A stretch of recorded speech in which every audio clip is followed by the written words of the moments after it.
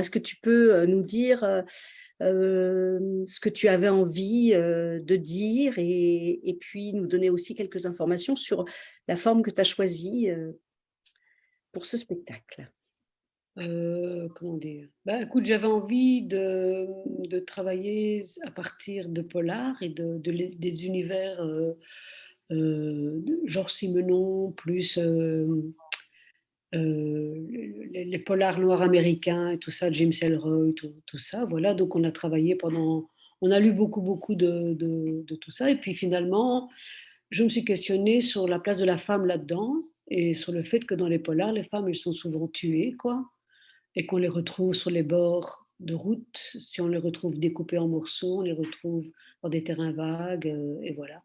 Donc ça m'a voilà, donc je me suis dit: «Ben, ça me plairait bien de prendre ce rôle d'une femme qui ne sait plus très bien qui elle est, quoi».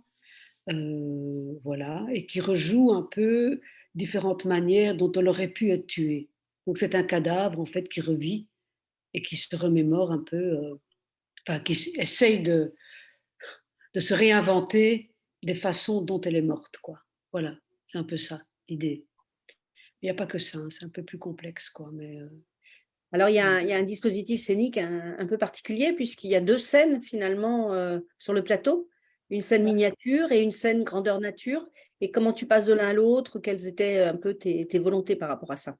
Bah, l'idée, c'est moi je travaille toujours avec l'objet, donc l'objet qui est plutôt petit ou des fois grand comme dans Axe, c'était des grands objets, mais bon, on est parti d'une table de cuisine, en formica et cetera, sur lequel je dépose des accessoires, objets qui chaque fois représentent des lieux. Il y a une salle de bain, il y a un salon, il y a voilà, donc c'est un peu ça l'idée et chaque fois je rejoue une petite scène à la table à partir de l'objet qui est déposé dessus.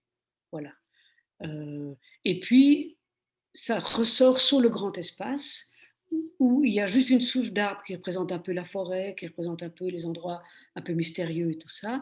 Et il y a une espèce de grande, comment est-ce qu'on peut dire, un panneau métallique sur lequel je jette des choses, à l'occurrence des chaussures, qui représentent un peu toutes les femmes qui ont été trucidées.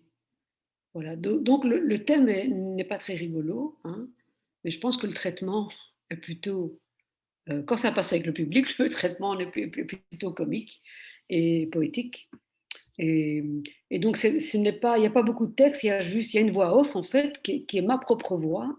C'est une voix qui se questionne un peu sur moi-même, donc c'est très schizophrénique en fait comme truc, tu vois? La voix dit: «Quelqu'un connaît cette femme, est-ce que quelqu'un la reconnaît?» Voilà, donc c'est une voix off qui accompagne tout le long le spectacle, que j'enclenche, que je déclenche, voilà. Je ne vais pas tout dévoiler, il y a des choses que je ne dirai pas ici. Bien sûr. Ça me Voilà. semble important de laisser un peu de mystère puisque ce spectacle est assez étonnant, surprenant, il Oui, nous oui, il nous oui, questionne beaucoup donc nous oui, spectateurs. complètement et c'est vrai que, les gens se parce que comme comme le sujet est quand même très tragique, en fait, les gens, des fois, comme je le traite avec humour, bah, les gens sont un peu embarrassés. Ils se disent: «Mais enfin, on peut quand même pas rire de ces choses-là» et donc ça crée un malaise et puis, que je trouve pas du tout inintéressant.